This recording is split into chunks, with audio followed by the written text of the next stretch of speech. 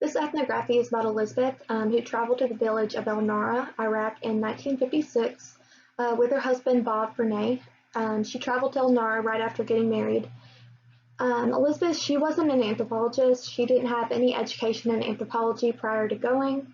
But her husband, he was an anthropologist and he had gone to school and had an anthropologist education. And he was interested in studying the people in El Nara. So she went with her husband in 1956 to assist him in his field work. So some important information about the village. The village is kind of a small and isolated village located in southern Iraq. The closest major city to El Nara is going to be Diwania. And so if the villagers needed to travel to go to like a specialized doctor or anything like that, they would go to Diwania. The people of El Nara, they were of the conservative Shiite faith. So Shiite Muslims, they are one of the two main branches of Islam, and they believe that the Prophet Muhammad had designated Ali ibn Abi Talib as his successor and as the Imam, which is the religious leader within Islam. And across all of Islam, Shiites, they're considered a minority. However, in Iraq, they are the majority religion. So there's more Shiites in Iraq than there are Sunnis, and overall there's more Sunnis than Shiites. Additionally, the village, it has a canal that separates it, it cuts it in half. But this canal, it kind of also has more significance, because it separates the village based on class a little bit.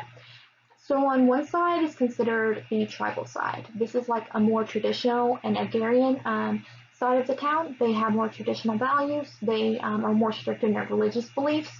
They're also significantly less wealthy. And they're just a generally more traditional and slightly less wealthy side of the town. On the other side, it's considered the merchant or town side. This clearly has more wealth than the other traditional side of the town. And this side, it contains more nicer, more modern buildings. It contains the village's schools, government offices, and the village doctor.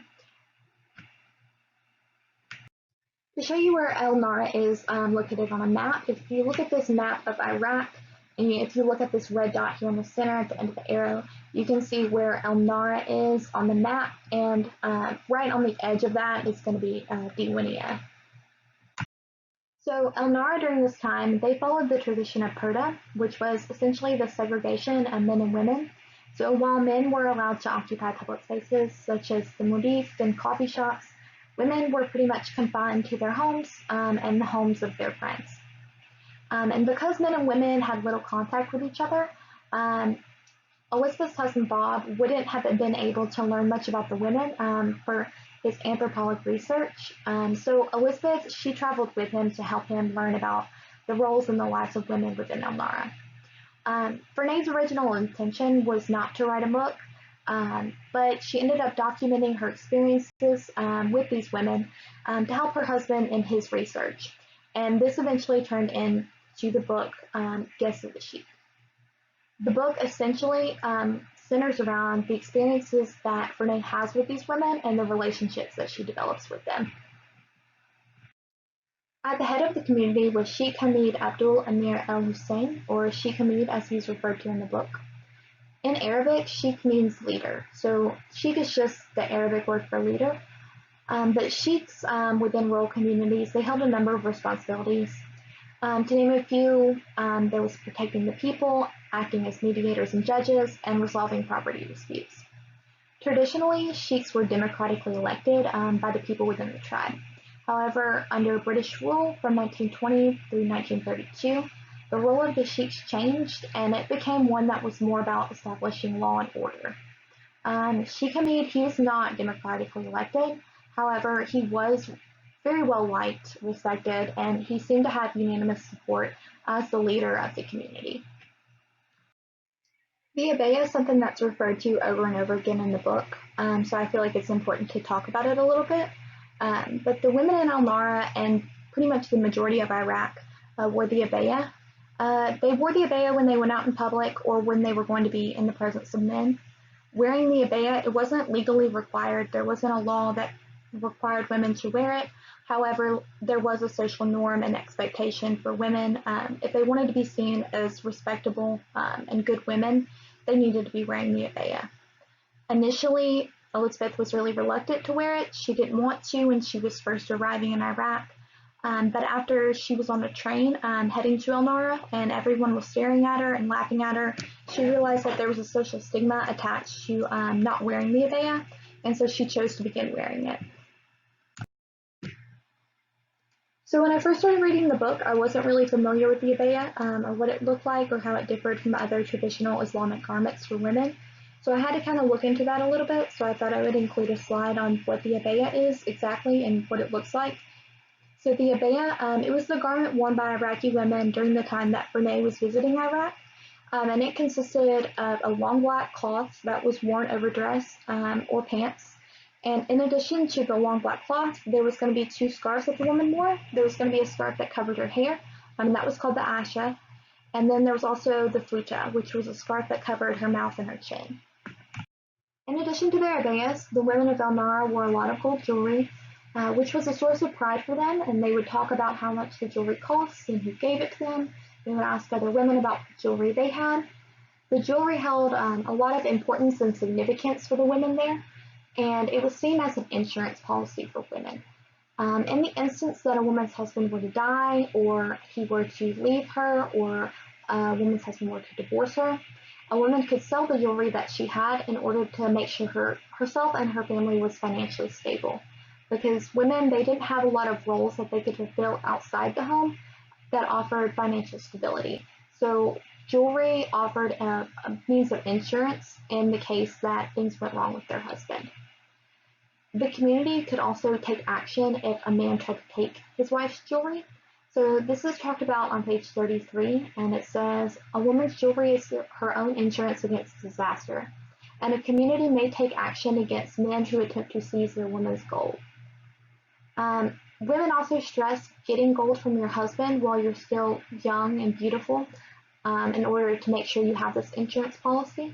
So while Elizabeth was having sort of a sleepover with one of the girls, she made the statement that if your husband is really kind to you, get a lot of gold from him while you are still young. You never know what will happen.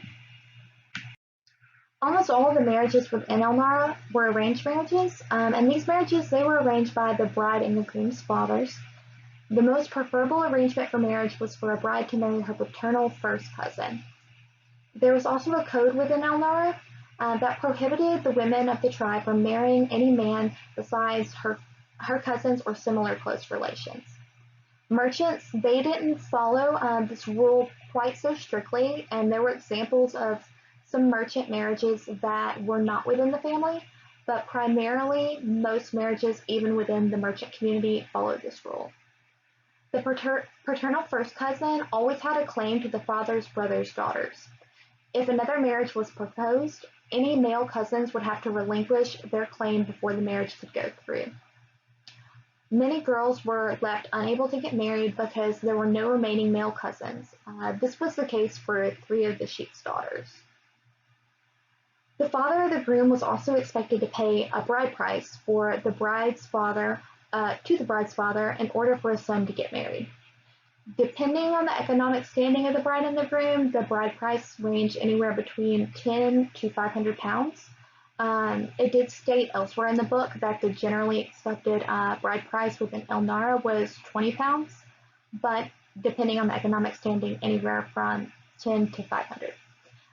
The bride's father would use the money he received for the bride price to help his daughter pay for new furniture for a house, household goods, and trousseau.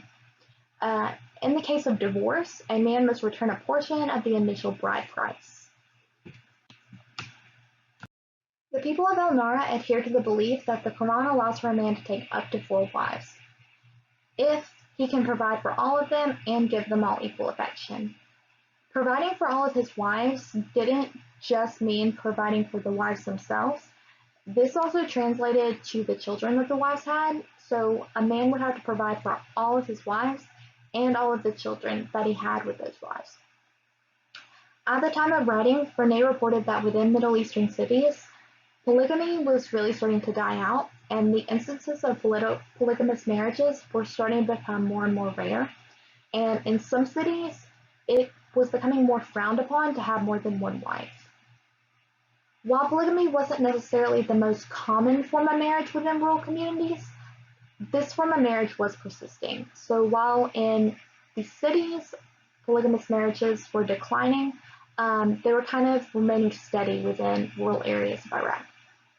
And this was due to the differences in the roles that women occupied within rural communities versus those that they were occupying within the cities. Within the cities, girls were attending schools, they were going to college, they were entering the workforce, and they were becoming more financially independent. So this meant that they weren't reliant on a family or a husband for financial stability. However, in rural areas like El Nara, the only roles that women could really fulfill were in the homes of their husbands and their fathers and their brothers. So they really were very dependent on the males in their family for financial stability and for support. So this left many women feeling like they had no other option but to get married, especially if they didn't have any other male relatives who could care for them.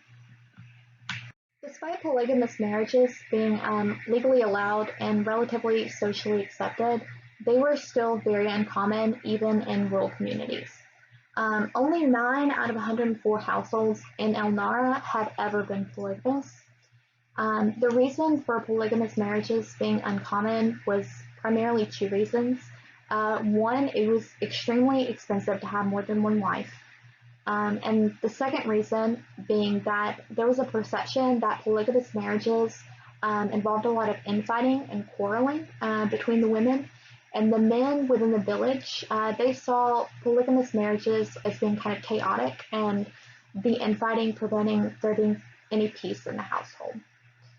The most significant polygamous marriage within the book was definitely Sheik Hamid's marriage, and he was married to 3 men. Kalthum, she was the oldest living wife of the sheik. She was married following the death of the sheik's first wife. The sheik's first wife had died during childbirth of her 3rd child. Her name was never given, and that's all the book ever says about her. But Kalthum was married not long after she had died. Bagith, she was the sheik's 2nd wife, and she was married not long after Kalthum. Bagith, it was implied that the sheik married her in order to be the caregiver to his motherless children that he had had with his first wife. So she was the primary caregiver to the sheik's motherless children and also the children that she had had with the sheik. Selma was the most recent wife of the sheik. She was regarded as the sheik's favorite wife, and she was also described to be extremely beautiful and educated. She had graduated high school, which was a significantly higher education level than most of the other women in the village and most of the other women in Iraq at the time.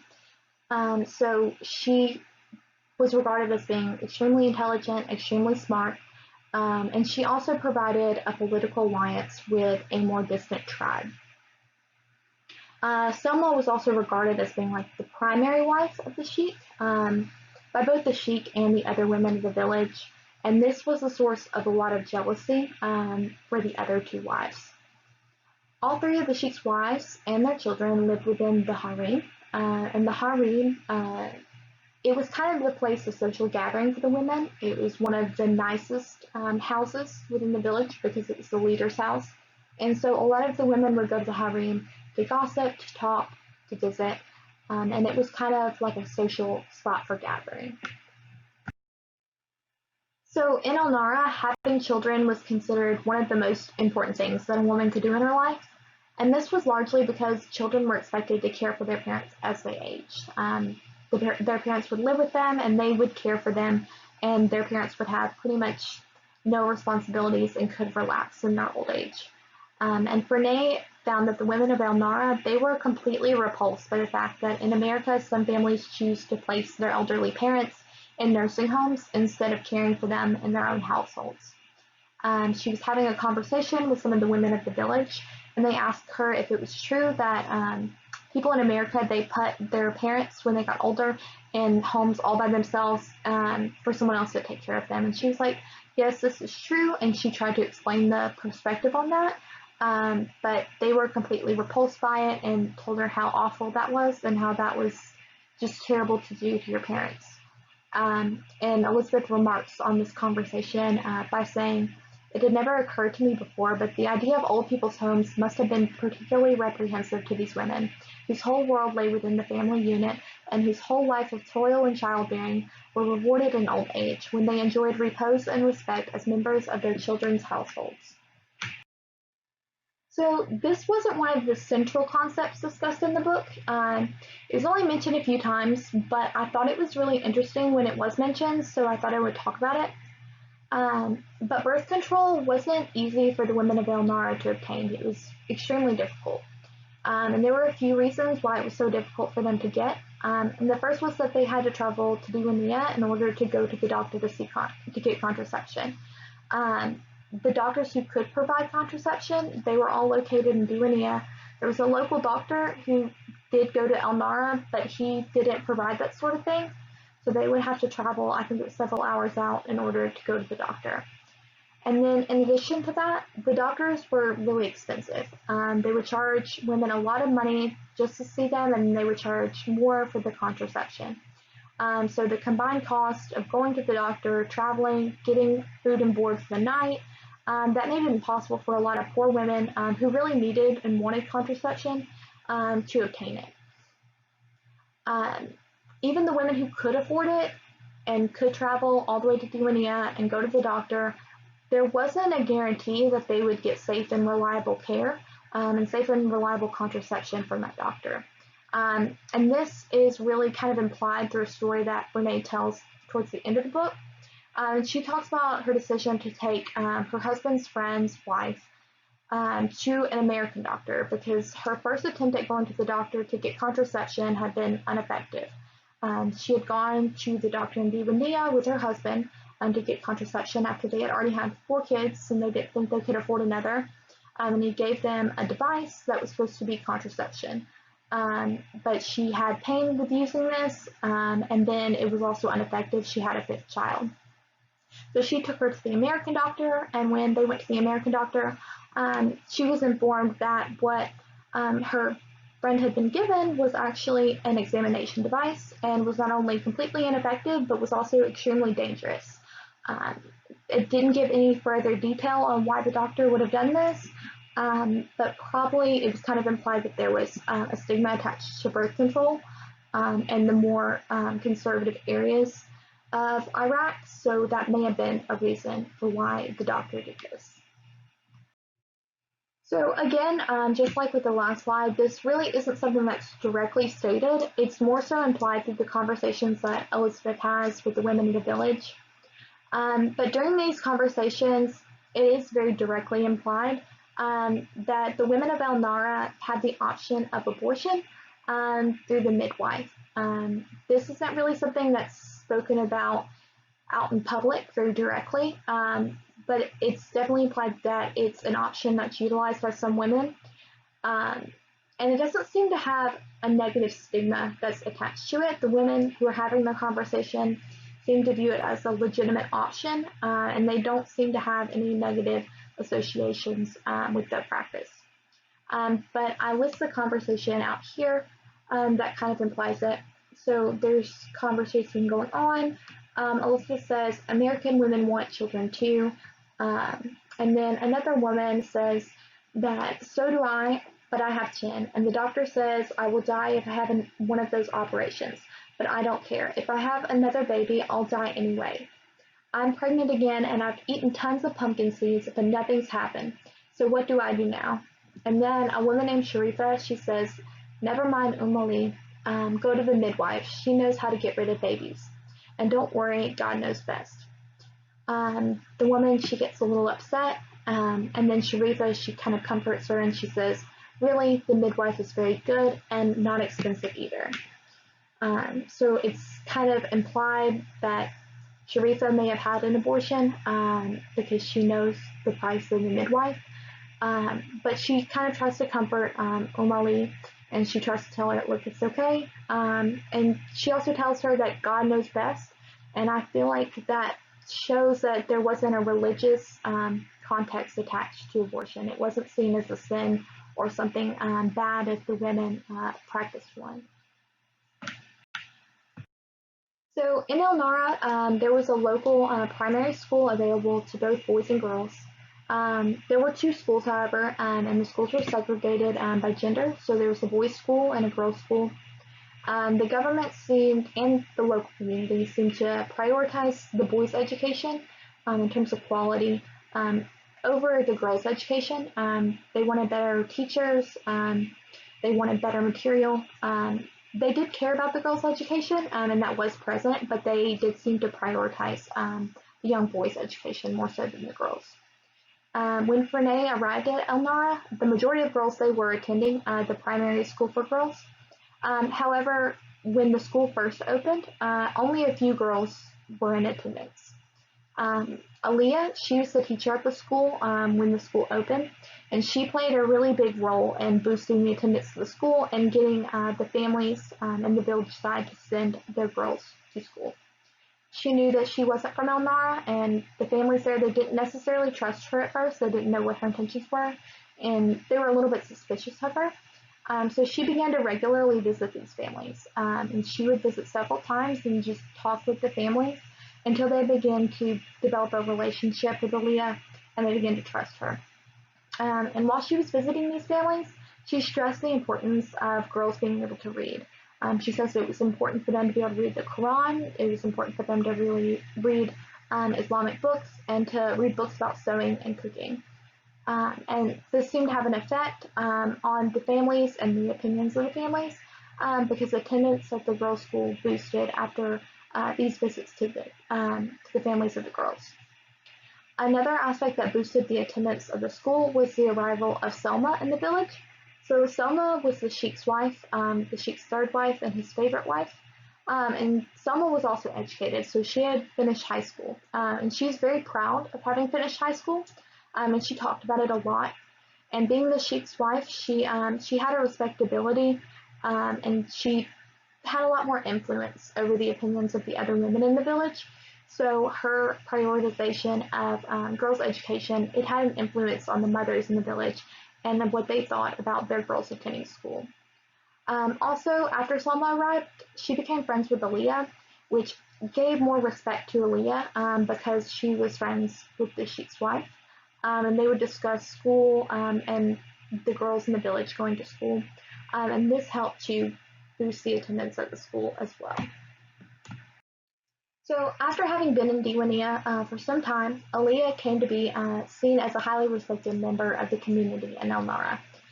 In her profession of teaching, it came to be seen as a respectable role for women who had no intention of getting married. Married women, teaching wasn't seen as a respectable role for them to fulfill. They were seen to be mothers and wives, but women who didn't intend to get married, they were respected if they were teachers. This had a significantly positive influence on some of the women in the village who had low marriage prospects. So if there was a lack of male family members who they could marry, generally in tradition they wouldn't have had a respectable role within the community, and they wouldn't have had stability in their old age. However, the addition of teaching as a respectable position gave them the option of financial stability, and it also gave them the option of having a respectable role in the community without getting married. So fathers who knew their daughters were unlikely to marry, they started sending their daughters to Diwania so they could attend secondary school and become a teacher. There were some problems with this. At the end of the book, there was kind of a fight between two of the girls because one woman said that a lot of women in the community didn't think it was appropriate for one of the young girls to go live in Diwania in a house with boys her age to attend school. So there were still some stigmas attached to the girls leaving to become teachers, but primarily becoming a teacher if you didn't get married was seen as a respectable role for unmarried women. However, education, it did have some negative impacts on some women in the village. this was primarily the sheik's daughters. So because of the wealth and status of the sheik's family, his brother's sons, they were sent to colleges in Baghdad. So these colleges, they were co-ed, and they also introduced the boys to Western ideals on marriage. So they began to seek wives that were companions as well as wives and mothers. They wanted wives that were educated and who could have educated conversations with them. And so they got married to a lot of the girls they met in school in Baghdad. But because the girls in the harem, they were expected to follow the code of the village, they were left with no marriage prospects when their fathers, brothers, sons married other women. So they were left really no options other than to live out their lives in the harem because they were held to the code of the village while the boys were not.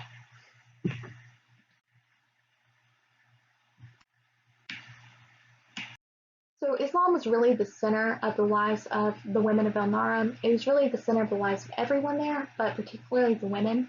So Renee, she talks a lot about the religious celebrations that happened while she was staying there and the roles that the women played in these celebrations. One of the most significant holidays within Islam is Ramadan. And Ramadan is the Islamic month of fasting and penitence and is one of the holiest celebrations within the religion. The conservative Shiite community of El Nara, they adhered to a really strict fast during the month. So this included no water, no food, no cigarettes, and cigarettes, they were very popular among the women of El Nara, so it was very popular, and that was something they had to avoid while they were fasting. So this was from sunrise until sunset. And something else that was very interesting was this quote taken from the book, and it says that many of the old and the sick die during the summer Ramadan, but if this happens, the souls are assured immediate entrance into heaven. For death occurred when the believer was fasting and hence in a state of grace. So Ramadan would happen on different points of the year because it was based on the lunar calendar. So if there was a summer Ramadan, it put a lot of more unhealthy members of the community at risk. So I had always heard that during the month of Ramadan, if you weren't able to fast, you weren't required to. But this was a very conservative Shiite community, and everyone fasted. So it didn't matter if you were old or sick, and it didn't matter on the conditions at the time, or the heat, or the weather. You were fasting on Ramadan. But if something happened, you did immediately enter heaven. So it occurred on different dates of the year, as I mentioned, because it's based on the lunar calendar. And determined when Ramadan started, mullahs within the holy shrines of Qadahim, Naji, and Kalharba watch the sky for the appearance of a new moon. And this is what marks the beginning of Ramadan. So after the day's fasting is done, religious readings are held, and these are called kriyas. The kriyas were held in homes of the women throughout the village, and they were conducted by the mullahs, so the same people who watched the skies for the start of Ramadan. Mullahs were both male and female, but they taught the Quran to both men and women separately.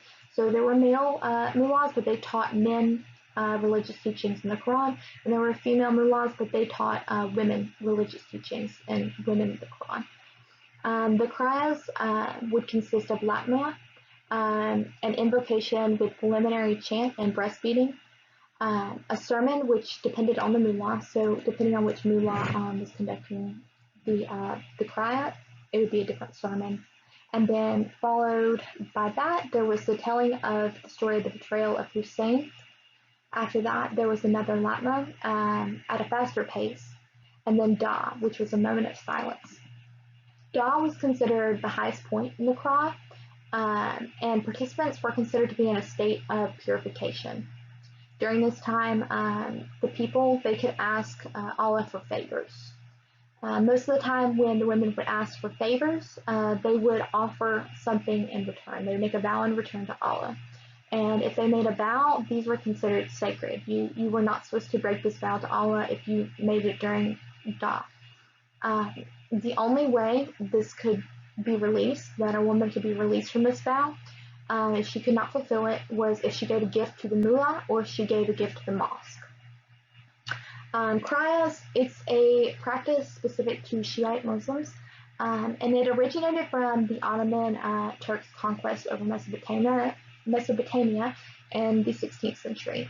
During this time, the Turks were Sunni Muslims, and they were kind of harsh and they were kind of tyrants over the people of Iraq.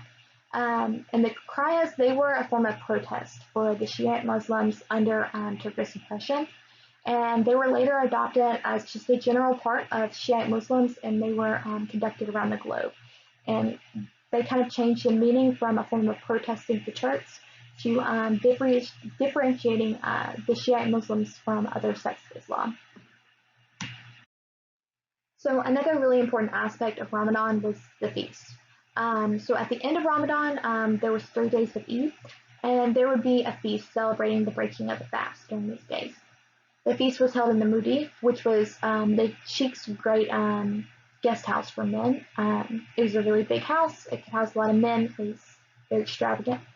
And all members of El Shaid were expected to visit the Mudis at least once to show their loyalty and respect to the sheik.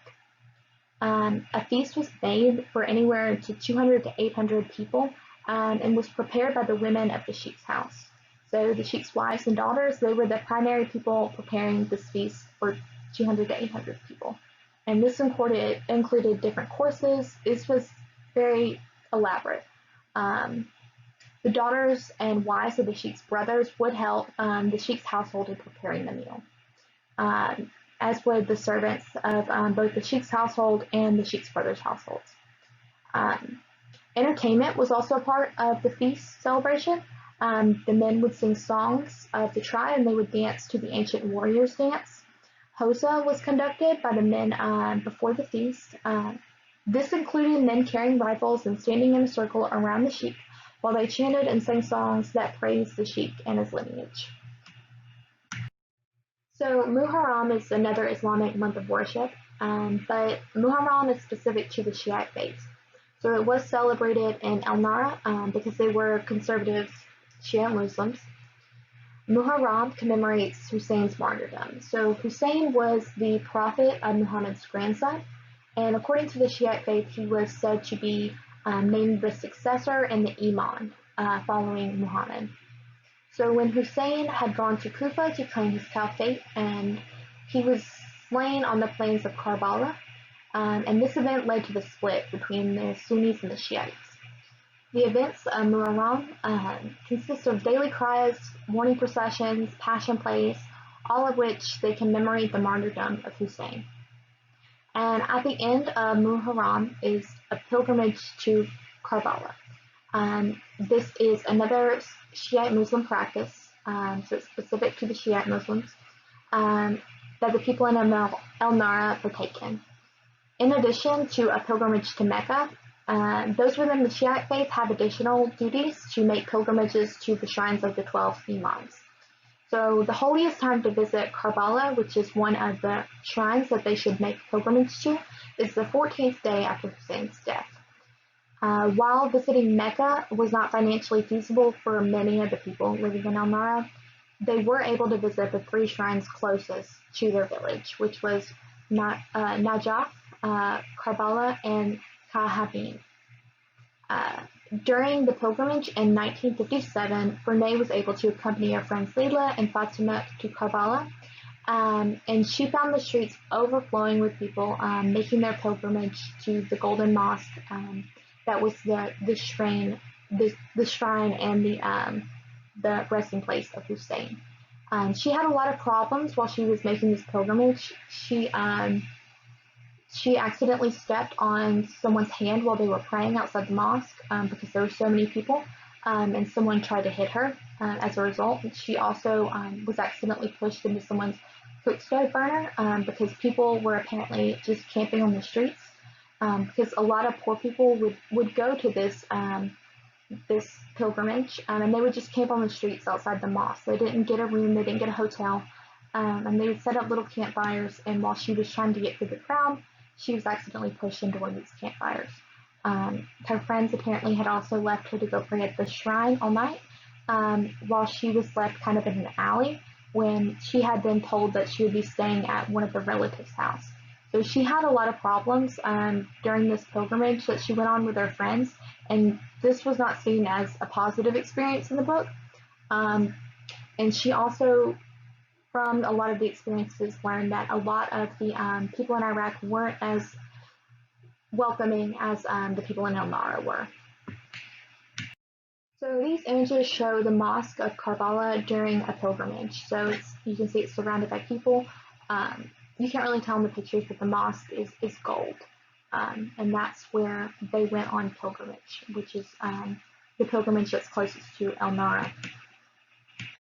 So a lot of changes took place on the local level and on a larger scale that Brene observed while she was visiting El Nara.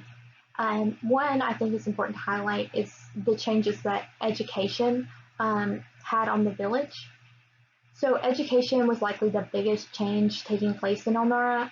The expansion of education for women offered women with little prospects for marriage, opportunity for fulfillment and economic stability that they had not previously had. Other changes that were taking place in marriage, although most residents in El Nara remained firmly committed to following the village's code of keeping marriages within the family, the merchant side of the village, they were starting to kind of stray from this and not follow this so strictly. There were only a few exceptions, but this was noted within the book, that this was a change kind of being made.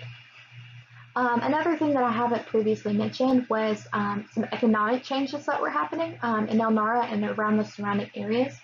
So there were issues with irrigation. So pretty much their drainage structures, they were kind of falling into disrepair. And because of this, the arable land around El Nara and in some cases in El Nara was becoming extremely salty. So there were high quantities of salt in the land and it was growing more and more. And this eventually, after it grew to a certain point, made the land completely inarable. You couldn't grow crops on it. And so a lot of families that were formerly financially stable, they went into poverty very quickly. And this was the case with Muhammad, which was Renee's servant during the time. He had originally been a more respected member of the community, but after his family's land became too salty to grow crops, he became a servant and his family kind of fell into poverty. So there were some significant global and national changes happening that affected El Nara during and around the time that Brene visited the village. This primarily revolves around Iraqi politics, but Elizabeth and her husband, they visited El Nara in 1956 and they stayed for 2 years. And during this time, it was still under the Nuri Said government.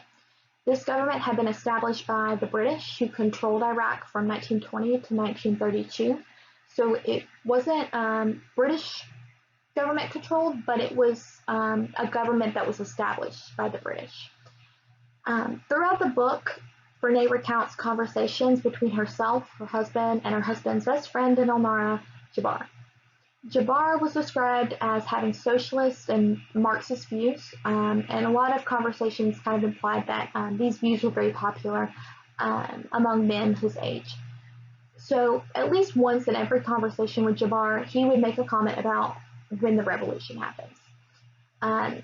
Also note that Jabbar was very against the Nuri Said government because as a socialist, he saw the Nuri Said government as being an imperialist government that was established by the British. So he saw that as a form of imperialism.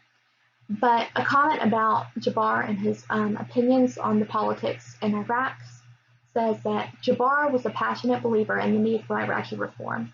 Like many young first-generation educated men and women who knew from personal experience that the conditions were deteriorating in the rural areas, Bob met with many of these young men, and they all firmly believed that the Nuri Said government would soon be overthrown.